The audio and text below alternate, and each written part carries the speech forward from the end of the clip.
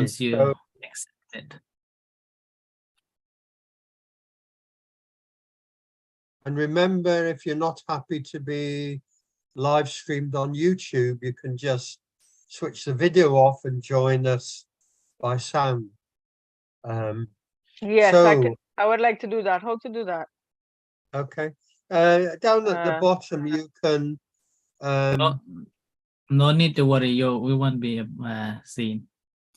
Okay. Yes. Okay. Because I'm just home and yeah. Okay. So, Melissa, thanks for joining us again. I know you missed last Wednesday. Yeah, I normally miss. And what we do during these 1 hour sessions, whoever joins, sometimes usually it's a small number, sometimes it's 3 or 4, sometimes it's a few more, sometimes it's just 1 or 2 people. And what we do is talk about mindfulness meditation practice, mindful living, what it is and what it isn't. And share each other's practice as well, what we're doing in our practice and what works and what doesn't work for us, and what it is. So the Varapunya Meditation Center simply continues these programs: Mindfulness Monday at the Health Village, the Wednesday morning meditation practice I lead, and Ajahn, of course, normally will lead daily practices at the center. And we do this in partnership, at least the Mindfulness Mondays in partnership with the Health and Social Care Partnership in Aberdeen. Kamina is a regular. Karina is a regular when she can be, and even once a month is regular, or once every 3 months, that's regular too. So it's good to see you, Karina, again. Thanks for joining us. And as usual, to be honest, I'm not sure where to start, because we have a couple of well-seasoned practitioners. And Melissa, I think you're fairly new to the practice. So maybe I'll start with just some thoughts about mindfulness meditation, some of which will be a refresher, some of which maybe is new. And I'll go back to what I was saying about when I was down at the cliffs south of Aberdeen yesterday. It's really quite a good example, because it was a glorious day, really warm, a mild breeze off the sea. You could see the sea was blue and green in places below the cliffs. We went to see the seabirds, which are in the tens of thousands normally during June and July. But by August, they start to leave and they migrate out to sea and in other places where they spend the winter. And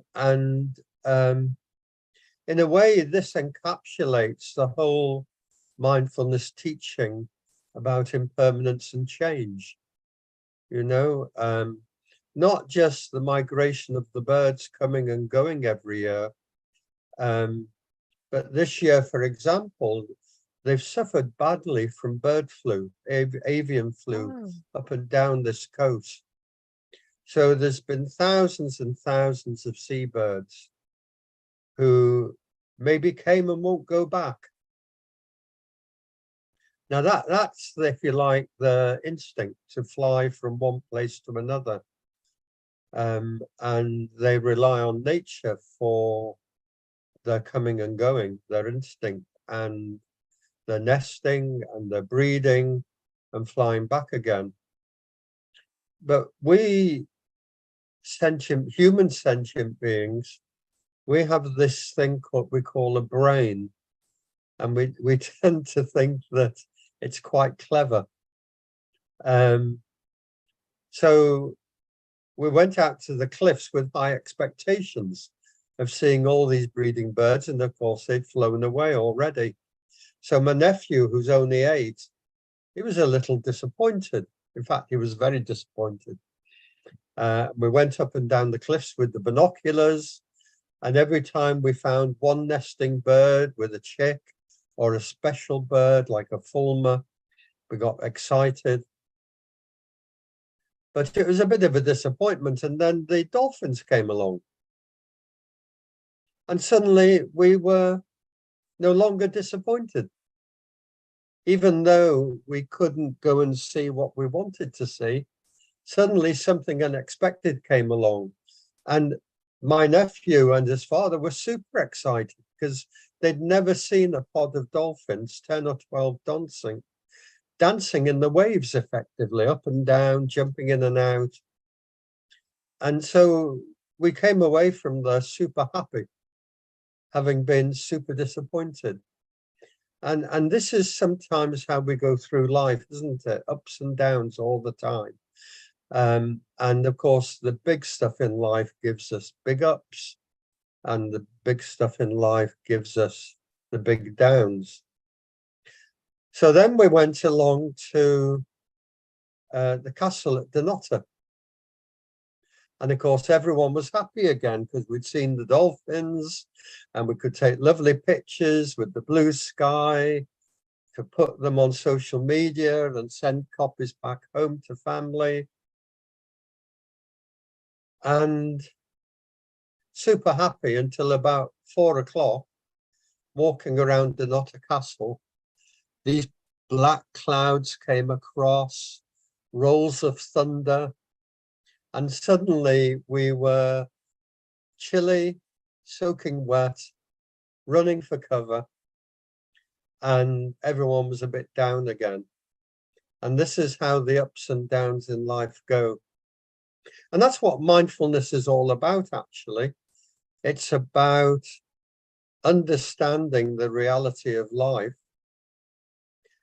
and smoothing out those ups and downs, knowing the true reality of life as it really is, that this is life, actually. And there are lots of up and downs in life that come from how the mind reacts or responds to different situations. And so, Melissa, mindfulness is about developing through our meditation practice, if you like, the art or the skill of calming the mind, first of all, by practicing with the breath. But then as we develop that practice, using that very same practice to observe life as it really is. And so calming the mind by observing all these ups and downs in life and smoothing them by responding to them rather than reacting to them. And if we respond to them helpfully, if we respond to them with kindness and caring, both to ourselves and to others, understanding that this is life and therefore an up is an up and a down is a down, and there's no need to get worried about it, it's temporary.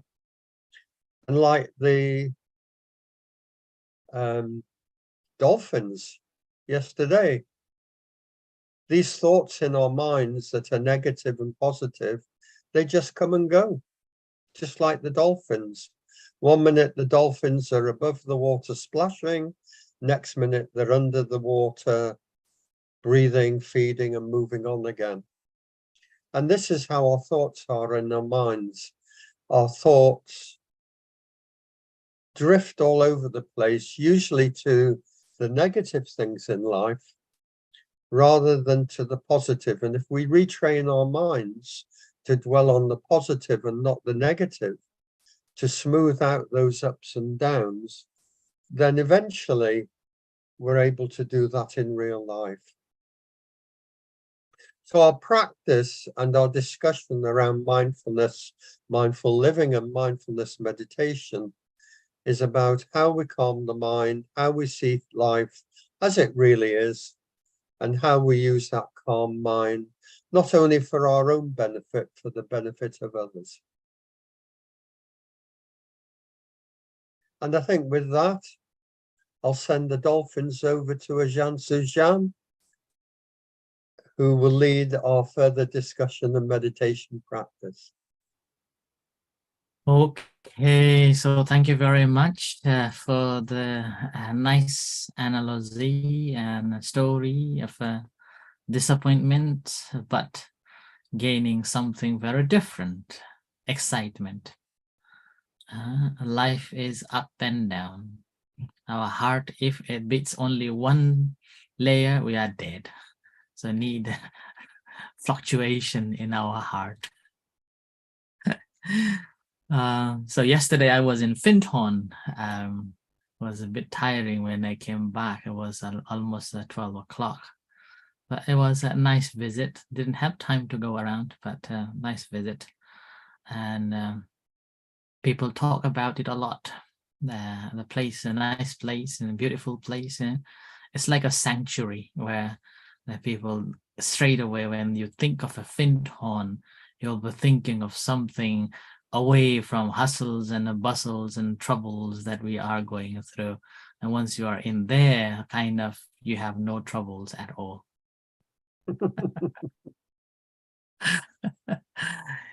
So on the way back, I was reflecting, which is again related to what David was saying about the birds and animals and the humans, you know. When that, reflecting on that, there is a teachings called human mind, or humans have got 3 different characters. On the basis of that character, we define our happiness and unhappiness, not only for ourselves, but to sharing with others too. And the first character is animal character. And which again, this is basically animals. They do not have the sense of a reasoning.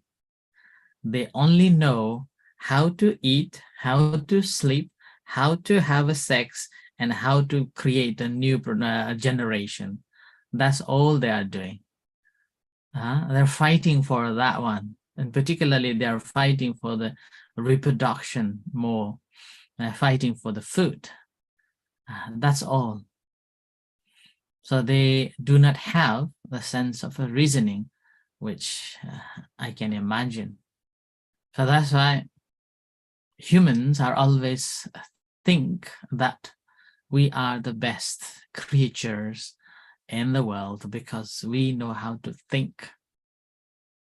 We know how to think. And now here, as an animal instinct or animal character, that is what they normally do. A second character is a human character, which is ability to reasoning, what to do, how to do, should be done or shouldn't be done. Right? And this human character, in fact, helps to be a human. Yeah? That's what I call a human, or a man who has got the sense of a reasoning. That man is known as a man. And here again, man doesn't mean just a man, it means even female too, okay?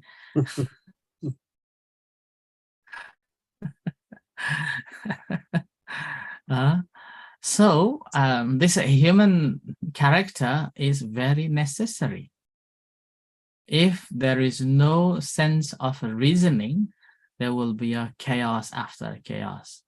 In our mind, if we do not have this love and kindness, caring and sharing, doesn't matter which level we have that one, if there isn't any of this, it will be chaotic world.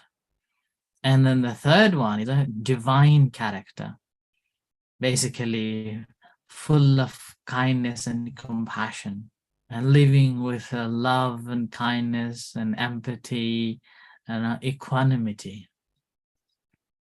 Now, among these three states of our mind, check yourself.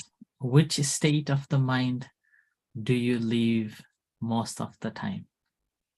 Animal character, quarreling, living with the negativities, sadness, debating, complaining, seeing only the wrong thing.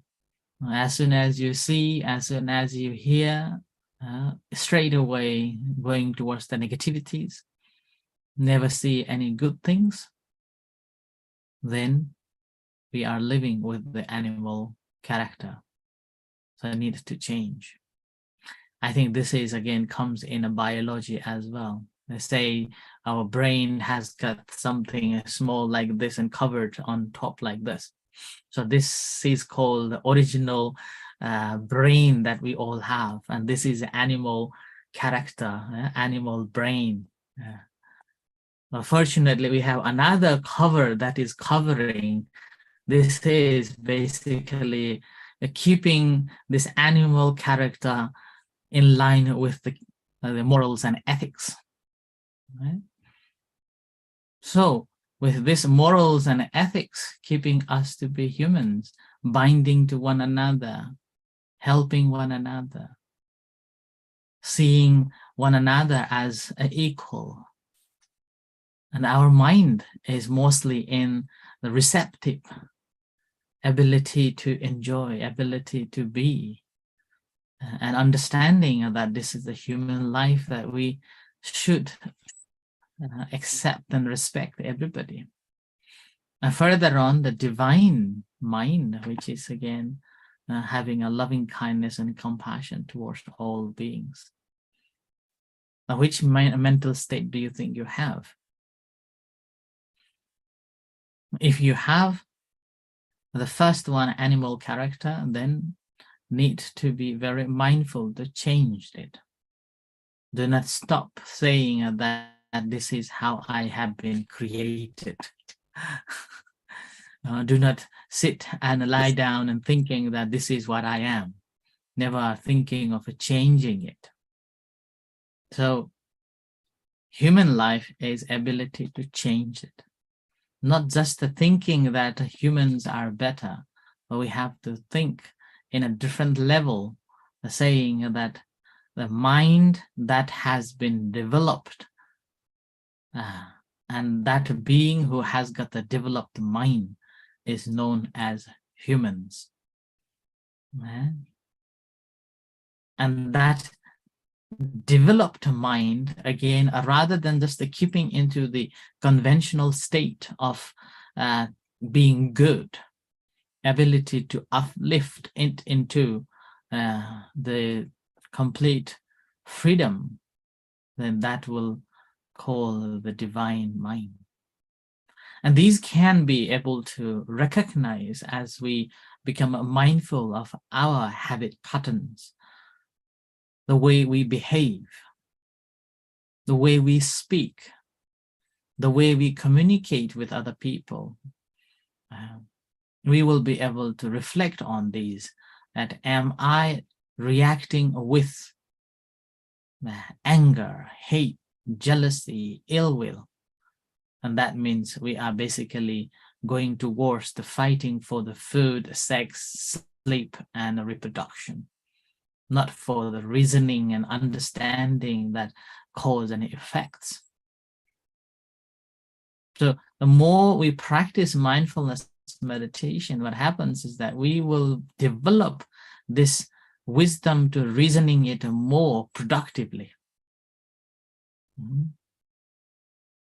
And this has become a part of the practice. The more we practice, what happens is that gradually we will be able to recognize more that whenever a negative mindset develops at that time, then we will be able to stop it there And then rather than mourning about it, seeing good things from that area. That's like a story that Ajahn Brahm told in his Who Eat the Dung book, saying that normally we look at the wrong brick among the hundreds of good bricks. We disregard the hundreds of good bricks, but looking at only the wrong brick. Now, mindfulness meditation basically helps us to recognize not the wrong one, but the good ones. And mindfulness, again, is not just being a mindful. We have to have a wisdom. Like 2 weeks ago, we went up to the north, John O'Groth, and then visiting in that area, North Circle of Scotland. And very next day, I put the hot water in my flask, and then I put the vitamin C in there, and then the water was just boiling up, and then all this hot water burning in my hand here, and then I was watching. Oh, this is burning hot. I was mindful, but I didn't have any wisdom at that moment. And then suddenly I told to myself, oh, that's bad. That's burning. That will hurt you more. Put it down. So, and then I put it down, rushed to the tap and put the cold water in. So here, see, mindfulness. I was mindful that hot water burning my hand, but I didn't have a wisdom to stop it. So I burned it all this area. Now it's just healing here. You may see the mark. It's the healing now. So at that time, I didn't have a wisdom. So mindfulness alone is not enough. You need a wisdom. After I burned myself, mindfulness, the wisdom came and said, no, you stop. Put it down, go to the tap, put the cold water. So that is the wisdom part that we have to develop. Right? So with that development, what happens is that not just understanding our nature of mind, we will be able to recognize that which mental state are we living in. We will be able to be mindful of every action that we are doing in our day-to-day life. If every action we are performing with a divine mind, then the world will be such a beautiful place to be. But normally what happens, we are pretending to be a good human, but acting like an animal character. And that's why we are driven by the greed and hate, and that's why troubles after troubles, and this is not fit, that's not fair, I don't like that, and this should be like this, that should be like that. So we are putting ourselves in a prime position that everything belongs to me, you should listen to me, you should do it as I want. And here again, as we develop mindfulness, what happens that we will become more aware of our mental state, that actually my mind itself is not my mind.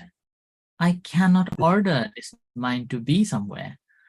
It goes wherever it wants. I want it to be with the breath, but it doesn't want to be with the breath. Even 1 or 2 breaths, it's gone, thinking of somewhere else. And that's simply because we have no control over this mind at all. And all what we are doing is giving some toys to let it play. And that is the breath that we are giving it to work with it. And with that, it's a kind of controlling it, but it is actually driving it to be with this breath, so that gradually it settles there, and then developing awareness about this. Oh, this is because it can stay. So it's thinking again and again, basically mind conditions to be with that object. And that thinking again and again, reflecting on that again and again, what happens is that we will be able to holding on to it. So that as we able to hold on to the object, then our mind basically enjoys with it. And when it enjoys, and then we will be able to slowly clean it.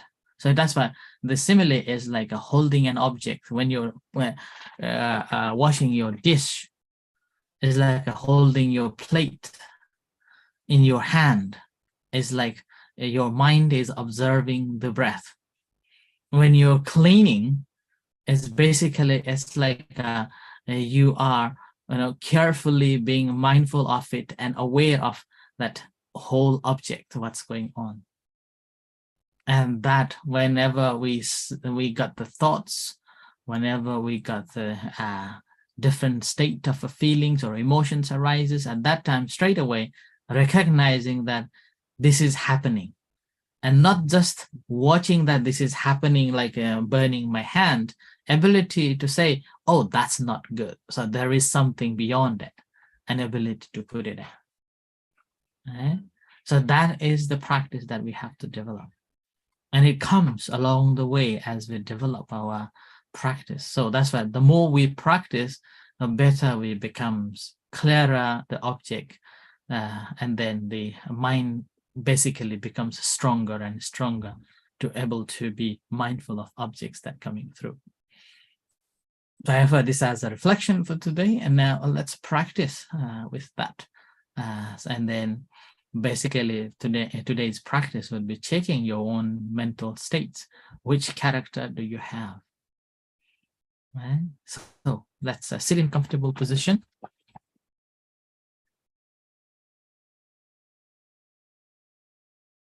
Making yourself comfortable. You may put your hand on your lap, sitting upright position. Gently close your eyes, and as you close your eyes, feel the entire body. You may start off from observing your eyes. As you close your eyes, observing the resting, relaxing around the eye area.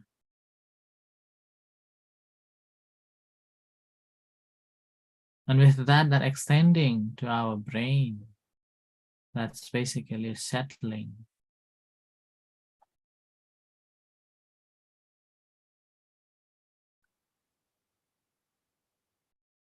And slowly extending it into the entire body.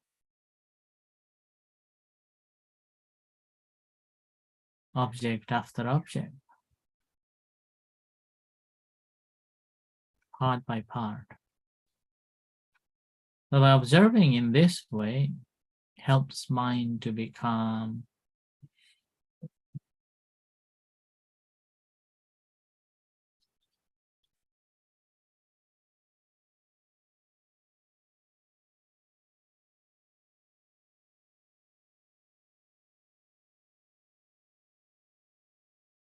And as you feel calm, your mind is collected, settled. Slowly checking your mental state. Apart from during the meditation time, which character you possess the most? And what are the effects of it?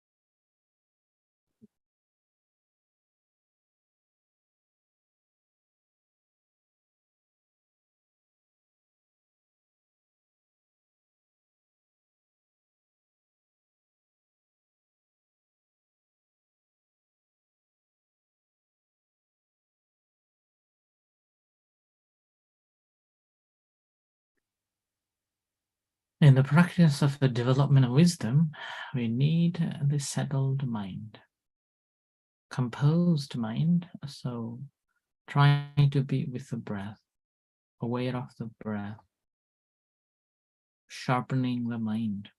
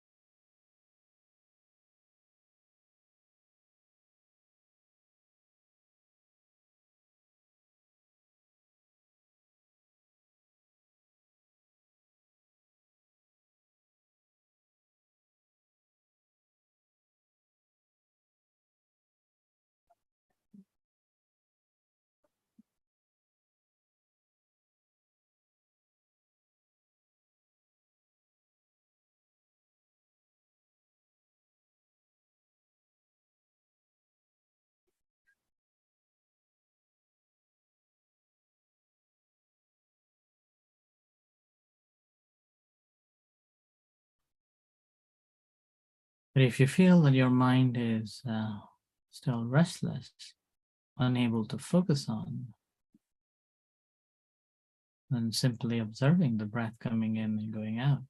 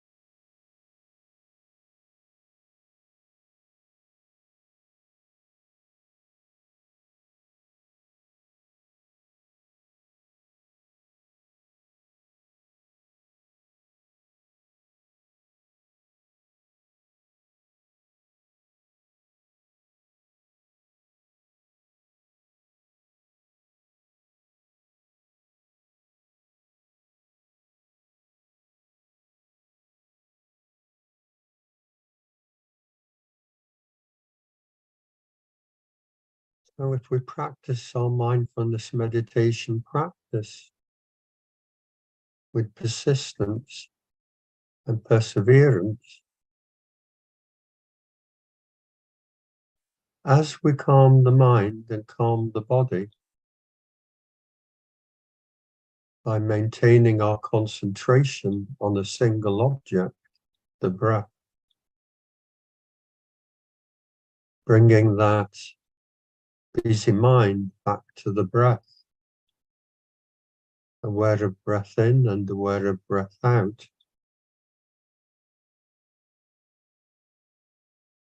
As we calm the mind, really calm the mind, really settle the mind on that object,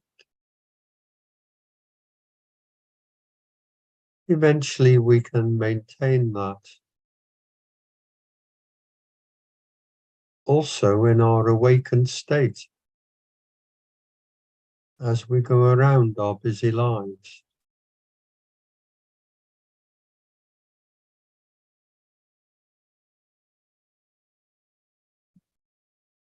And if we persist with our meditation practice, we can observe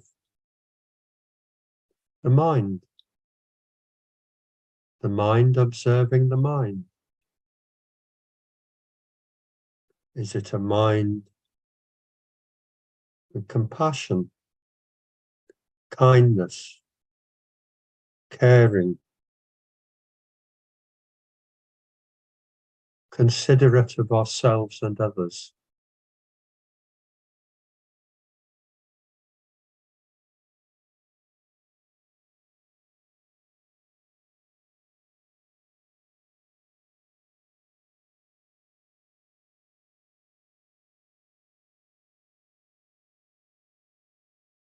A mind of helpfulness rather than unhelpful for ourselves and for others.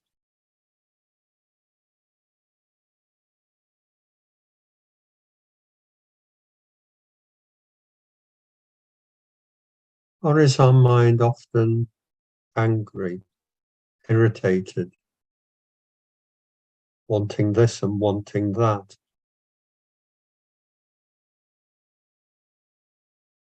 In a negative state, constantly fighting, if you like, that battle of chatter in the mind.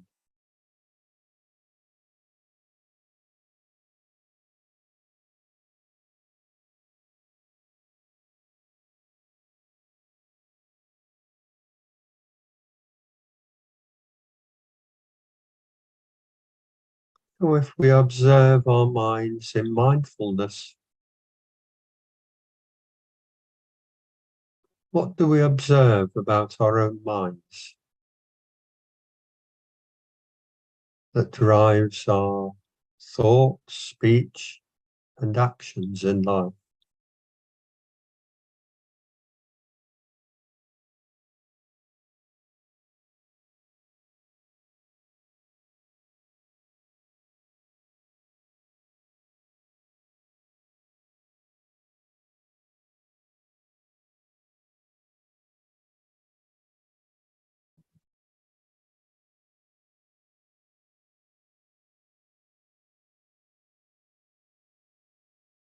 So, when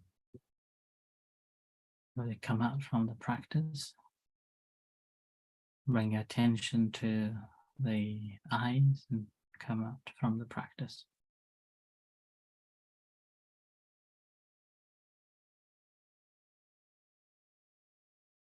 Okay. Sorry for the cutoff. It's due to the internet problem. So it's a time for sharing. Welcome. Floor is yours. Anyone? Anything to ask? I always like to share and say something.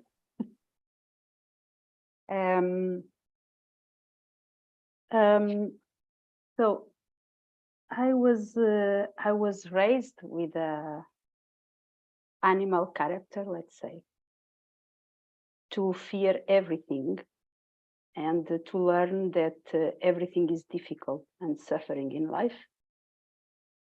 And I think when the human character started to awake in me, that's when I wanted to live and try new things and try to understand why this is bad, why should I fear that, why should I fear this.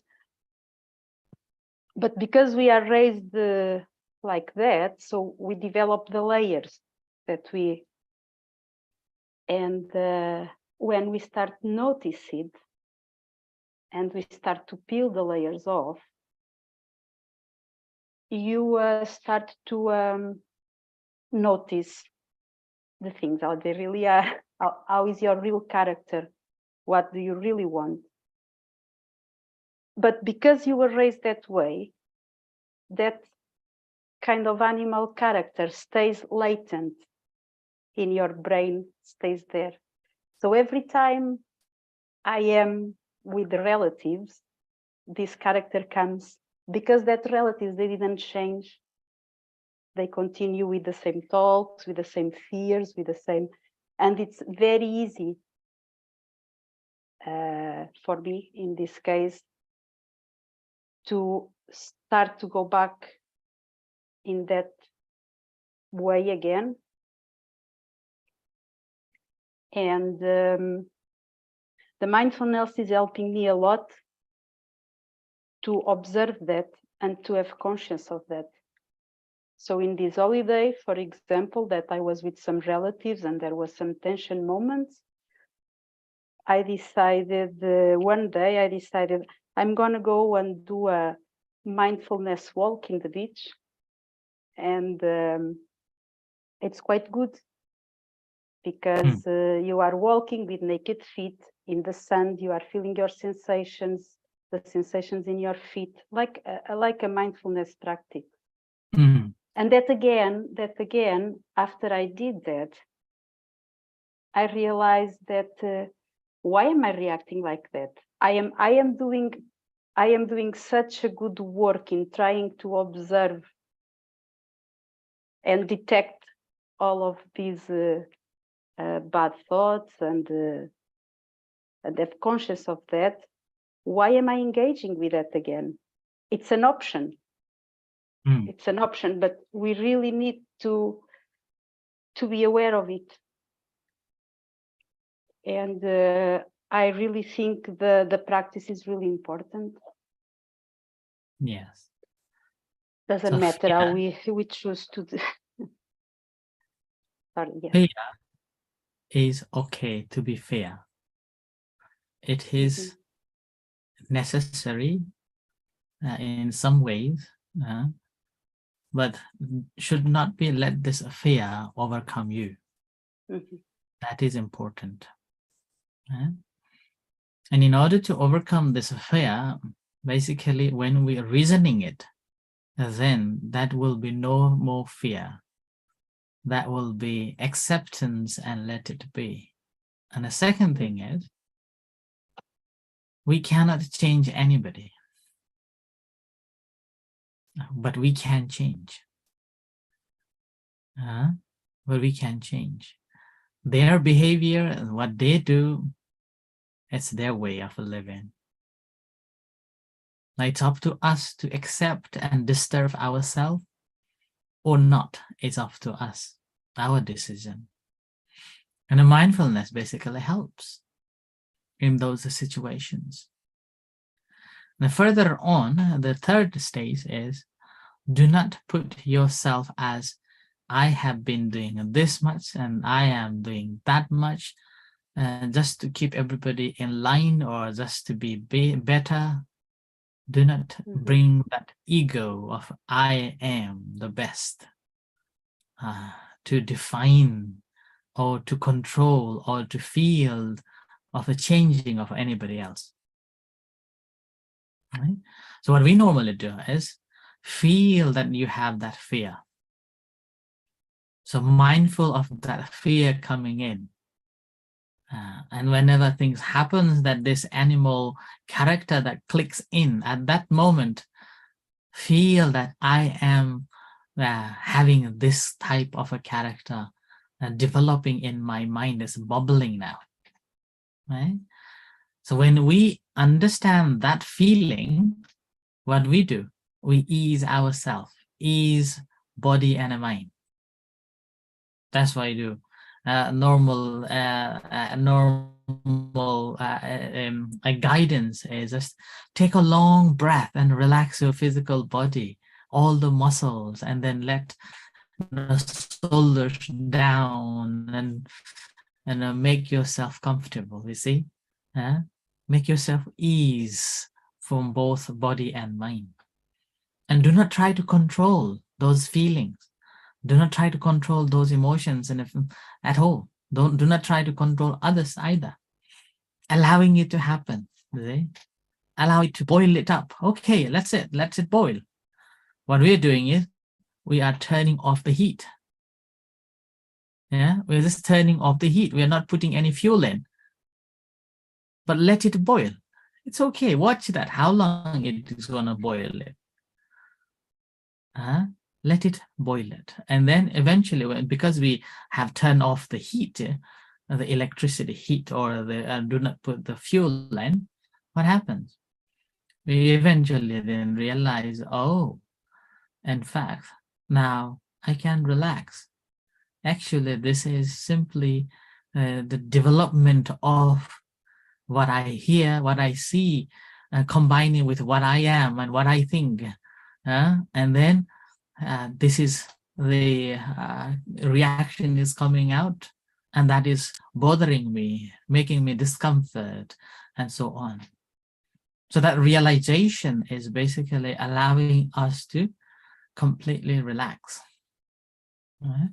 And that basically comes with the practice, the ability to reasoning it in a different ways whenever these things happen. But in order to do that, again, we have to have certain level of a confidence within us that I know this is happening, and this develops through the practice of concentration. And that's why the concentration, sometimes people say, oh, it's not necessary. It is necessary, so that you have a good concentrated mind, that you know how my mind is doing, how it is reacting, and sort of like that. So working with that, basically developing this mental strength or mind power, so that we can open it up and peel it one after another, and then seeing real nature. And that is how we develop the wisdom to deal with it. And then once you have understood that, next time when you see, there will be no fear. That doesn't mean there will not be. There will be a sense of a fear arises in your heart. And whenever that arises, straight away you become mindful of that, and you're kind of, aha, look at that is coming again. And that straight away evaporates. I have experienced this. I have experienced this in the past. And I had a fear of going to see, like a senior monks. And then over the time, as meditation developed and I practiced regularly, I told to myself, whenever that fear comes, oh, should I run away or should I go? And my reaction was, they're not going to bite me, so I go. So with that, what happens that the fear is still there now and then, but the very moment there is that fear comes, and then, you're here now again. So then I stop there, and then confidence develops, and working on that. So do not try to change anybody. Do not expect anyone. Fear is nothing wrong. You can have that. But all the matter is being mindful that I am having it, and an ability to ease yourself, allowing, and then realizing. And then that's it. Okay? Thank you. Thank you. Mhm. Can Uh, you go over the three characters again? Because this is the first time I'm hearing about it, so it's new to me. The animal, the human, and the divine. yes. Just So, c- just uh, I'm trying to kind of grasp it and see where I fit in. Like I'm trying to process it in my head. Because this is so new information. First time I'm learning this information. the moment when you react with anger, you are Yes, inviting animal character. right. And that animal character normally comes because of the food, because of the sleep, because of the sex, and because of the reproduction or new generation. Like the primal And that, instincts, right? Right. yes, Okay. that's right. Yeah. Okay. And and in that phase, normally we do not have the sense of a reasoning. It's Mm-hmm. just an instinct survival behavior comes in. Yeah. And as a result of that, we have this sense of quarrel, fight, and complain, and sort of like that. But the moment when we able to put one step ahead, Mm-hmm. developing our mindset a little bit higher, and able to make reasons that, or having a sense of a reasoning in a different actions or different occurrence that takes place, Mm-hmm. then we will have that reasoning with the base of some form of a conventional framework, which Mm-hmm. is called morals and ethics. So we will Mm-hmm. be dealing and reasoning with the ethics and the morals, and that's how we become a humans. Right. Okay. eh? And then the divine. And a divine is something that's a little bit higher, that rather than just focusing on individual welfare, but able to expand it into extending a loving kindness and compassion, empathy, and ability to Mm-hmm. rejoice in someone's success and ability to let it be. And that's So called a what divine abode. so what if you're like in between levels then? Like That's sometimes you fine. kind of go back and forth and We are try. always go back and forth. Right, right, right. Yeah.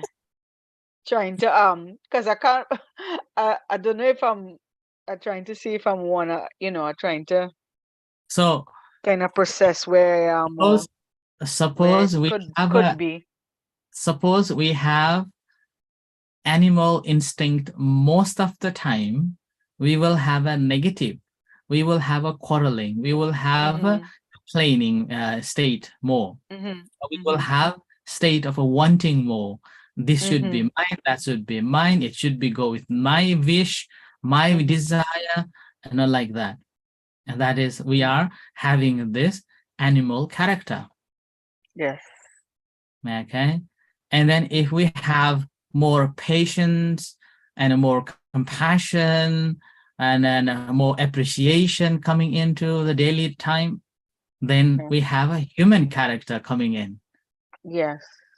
Yes. Uh, it's like even in a family, like a husband and a wife, ability to see, Yeah. oh, how good she is doing, or how good he is doing, to look Yes. after the Yes. family. Or that moment, you're Mm-hmm. looking from the human instinct.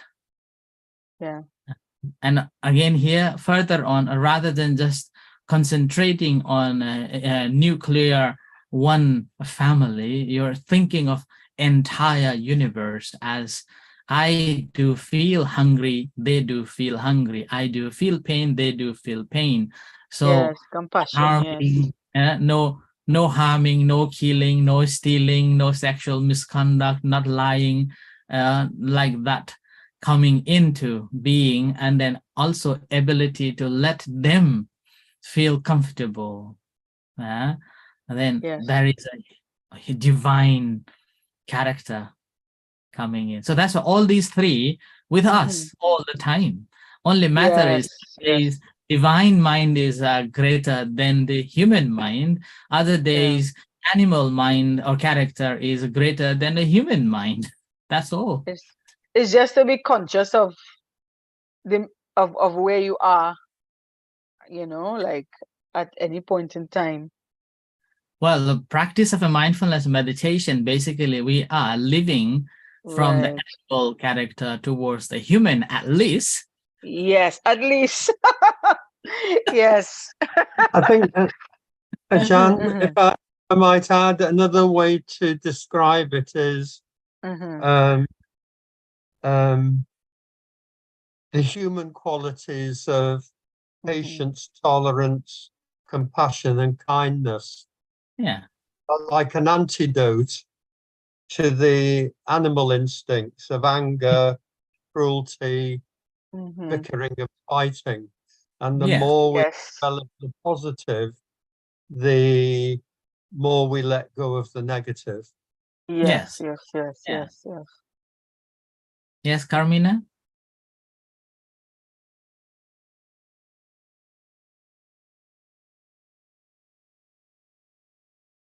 You have to unmute. Sorry. Hello, can you hear me? And I'm not crackling, I hope not. I just feel that I try every day to allow myself to live each day better than my last day. So what I'm doing, where am I? That is very good. Okay, last day of my day. In the meantime, do not forget to enjoy the day. Mindfulness is not about, oh, this is the end, and pacifying yourself, just being there. No, you have to enjoy, and then cultivating a good skills and checking that, am I having this negative desires? Am I having a sense of cruelty? Am I having a sense of possessiveness, like that? Checking that. And then rather than having that, if we can develop the sense of this compassion, sense of letting go, and sense of freeing yourself, then that is perfect, fine. So that's how we should be living in. Yeah. So thank you. So to make my mind nice before I came to you, I did myself a little, and then I put it on a bowl. Oh, okay. And that was me making my intentions to be with you all. Oh, thank you very much. Okay. Again, if I can say, it's often small actions like that that bring us joy on the day. Whether it's a few flowers in a jar, or even something like, for example, a walk in the garden in your bare feet in the grass. And we shouldn't forget, I think, what these small actions, gratitude diary as well, we've talked about in the past. We shouldn't forget what these small actions, what a difference they can make in our days. Yes. So yes, that's right. Okay. I just check the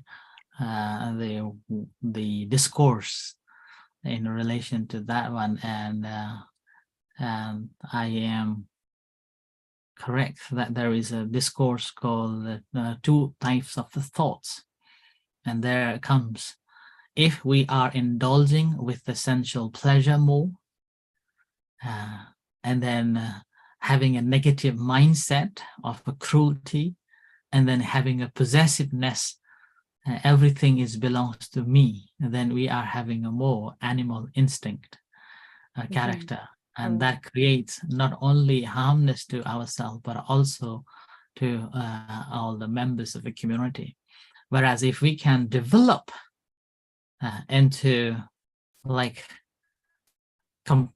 kindness and compassion, expanding it, an ability to sharing and a caring mindset developed, and then there is no cruelty in our mind, but more of a compassion and caring mind.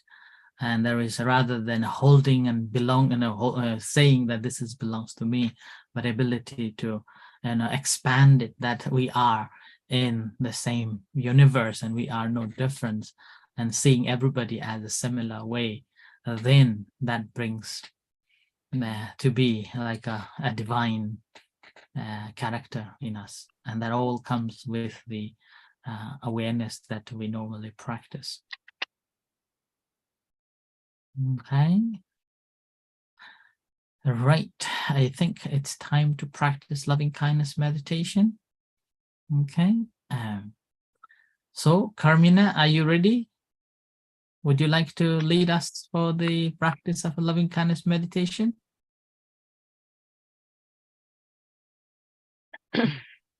That means yes? Is that Karina you're saying? Carmina, it seems like your sound is not good. Maybe Karina then. Okay, Karina, are you okay? I am, but today I would really prefer to hear it from somebody else.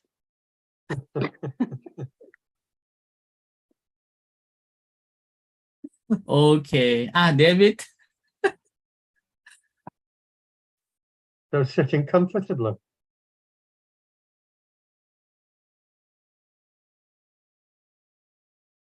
And gently closing the eyes.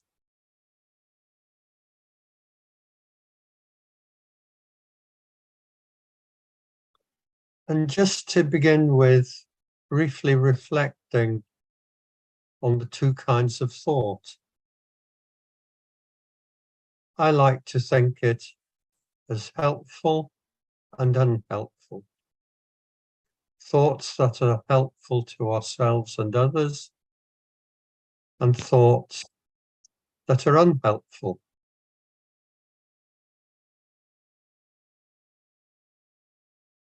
And perhaps a good test would be if someone hurts us.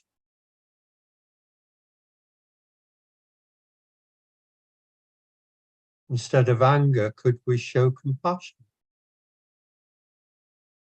That the situation is so hurting them.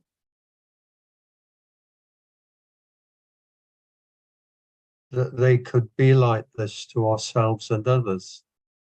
Could we show them compassion for their situation, not ours?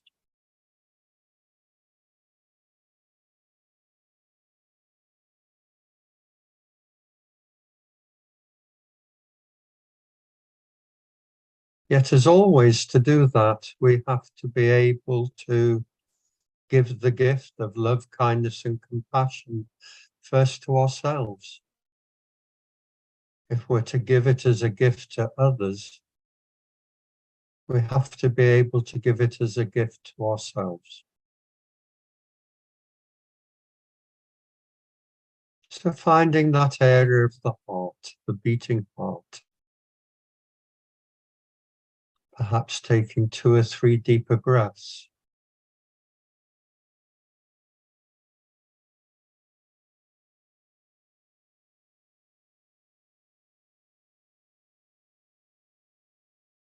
Perhaps visualizing yourself in front of a mirror. Smiling in the face, smiling in the heart. And opening the heart to the universe.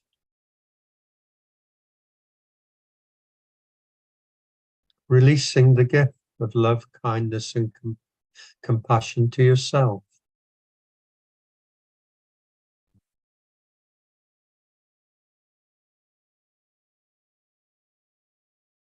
Feeling that feeling you get when you give someone a big hug.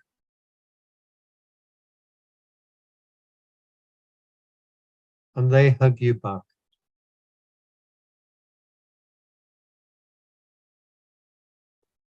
and wishing for ourselves, thinking that thought, in this moment, I am happy, I am peaceful, and I'm free from suffering.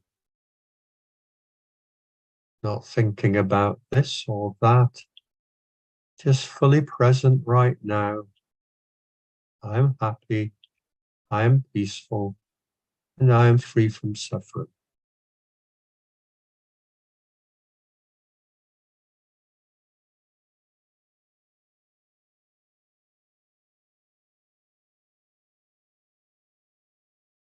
And then taking that gift, all that love, kindness, and compassion, all that caring,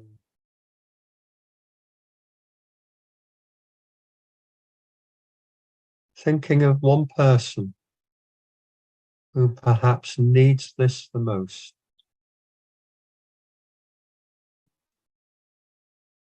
Yes, giving it to your whole family, friends, and dear ones, but visualizing perhaps one person who right now needs this gift.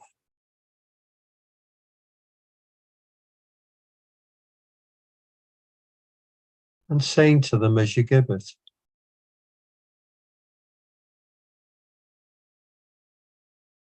I wish you happiness. May you be happy.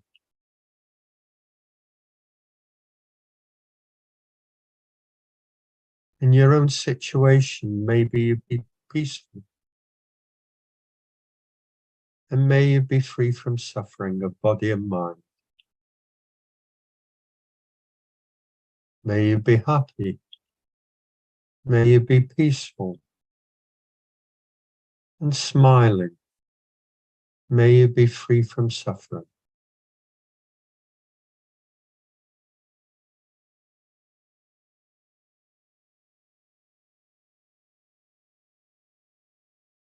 Finally, sharing this gift with all beings, visible and invisible,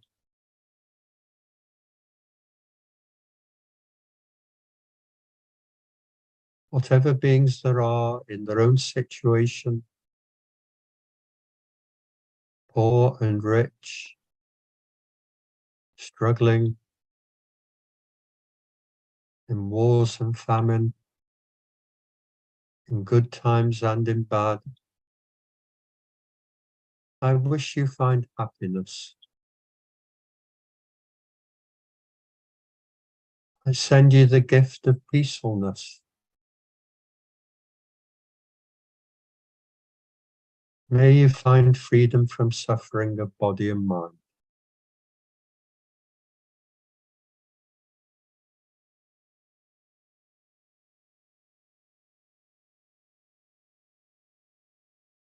Just staying with that thought.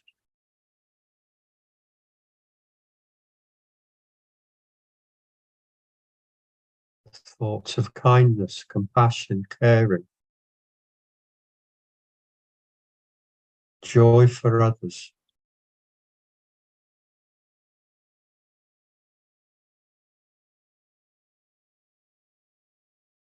And when you're ready, gently, mindfully, open the eyes. And continue with those thoughts for the rest of the day.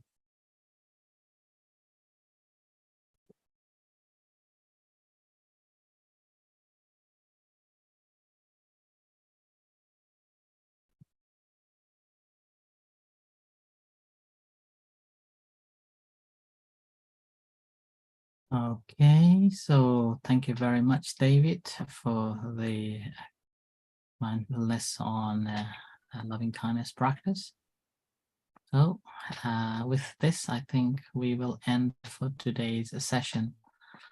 Just the last comment from what Karina mentioned about the fear. If you recognize, I elaborated the word fear. F for feeling, E for ease yourself, A for allowing, and R for realizing and relaxing. Okay. Thank you. So Thank you, with this, everyone. Good to see everyone, you all. Thank you so much. Thank you. Thank you.